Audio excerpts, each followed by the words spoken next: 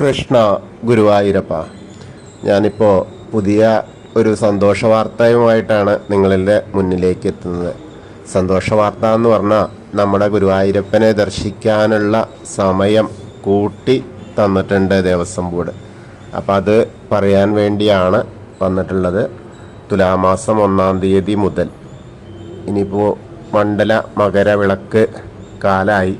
അപ്പോൾ എല്ലാ സമയത്തും സാധാരണഗതിയിനെക്കാട്ടിലും വ്യത്യാസമായി ഈ പ്രാവശ്യം രാവിലെ 3 മണിക്ക് ദർശനം, നിർമ്മാല്യ ദർശനം, അതെല്ലാവർക്കും അറിയാലോ. അങ്ങനെ അതിനുശേഷം 2 മണി വരെയൊക്കെയാണ് സാധാരണ ദർശനം ഉണ്ടായിരുന്നത്. അത് 3 മണി വരെ, അതായത് രാവിലെ 3 മണി മുതൽ വൈകിട്ട് 3 മണി വരെ ആ ദർശനം നമുക്ക് ലഭിക്കും. ഭക്തർക്ക് എല്ലാവർക്കും ആ ദർശന സൗകുമാര്യം ലഭിക്കുന്നതാണ്. അതുപോലെ വൈകുന്നേരം 4 മണി തൊട്ടിട്ട് പിന്നെ രാത്രി 9 എന്നുള്ളത് കുറച്ചും കൂടി ചിലപ്പോൾ നീളാൻ സാധ്യതയുണ്ട്. 9 മണിക്ക് അടയ്ക്കുമെങ്കിലും ചിലപ്പോൾ വീണ്ടും നമുക്ക് ഭക്തരധികം ഉണ്ടെങ്കിൽ കുറച്ച് സമയം കൂടി സാധാരണത്തെ പോലെ തന്നെ. അപ്പോൾ അതെന്താ വെച്ചാൽ ഉത്സവ സമയങ്ങളിൽ 3:30-ക്കായിരുന്നു തുറന്നിരുന്നത്. അതുപോലെ അവധി ദിവസങ്ങളിൽ 3:30-ക്ക് തുറക്കുമായിരുന്നു. സാധാരണ 4:30-ക്കാണ് തുറന്നിരുന്നത്.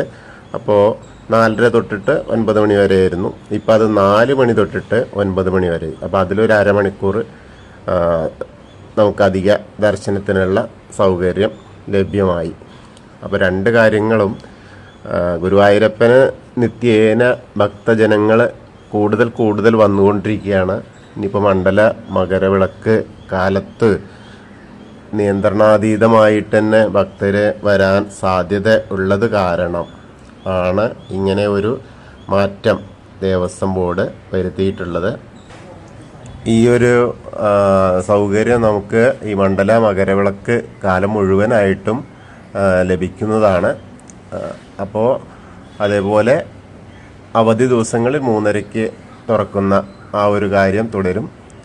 അപ്പോൾ എല്ലാവർക്കും അങ്ങനെ ഭഗവത് ദർശനം ലഭിക്കാൻ വേണ്ടിയിട്ടുള്ള കാര്യങ്ങളാണ് ചെയ്തിട്ടുള്ളത്.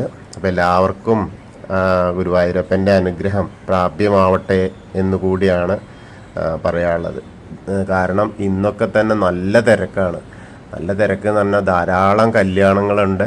അതൊക്കെ വരുമ്പോൾ ഒരു കല്യാണത്തിന് 25-50 ആൾ വന്നാൽ തന്നെ ഒരുപാട് കല്യാണങ്ങൾ വരുമ്പോൾ അത്രയും തിരക്ക് കൂടല്ലേ. പിന്നെ സാധാരണ വരുന്നതും പിന്നെ അവധി ദിവസങ്ങൾ വരുന്നതും എല്ലാതും അതിൻ്റെ തിരക്കുകളുടെ മൂർധന്യത്തിലേക്ക് എത്തിക്കൊണ്ടിരിക്കും. പിന്നെ വേറെ ഉള്ള നമ്മുടെ അടുത്ത സ്റ്റേറ്റുകളിലുള്ള സ്വാമിമാരുടെയൊക്കെ വരവും എല്ലാതും ഗുരുവായൂരിനെ ഭക്തിസാന്ദ്രമാണെങ്കിലും തിരക്കും കൂടാനുള്ള പ്രശ്നങ്ങളാണ്. അപ്പോൾ അതിലേക്ക് ഒരു പ്രതിവിധിയായിട്ടാണ് ഈ സമയം കൂട്ടിയതായിട്ടുള്ള അറിയിപ്പ് വന്നിട്ടുള്ളത്.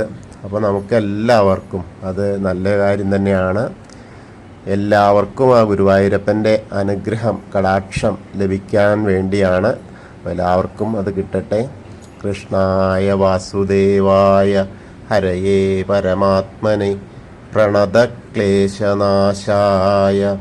ഗോവിന്ദായ നമോ നമഃ.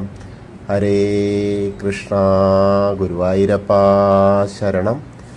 എല്ലാവർക്കും ഗുരുവായൂരപ്പൻ്റെ ആ കടാക്ഷം ലഭിക്കാൻ ഉതകട്ടെ എന്നുകൂടി ആശംസിക്കുന്നു.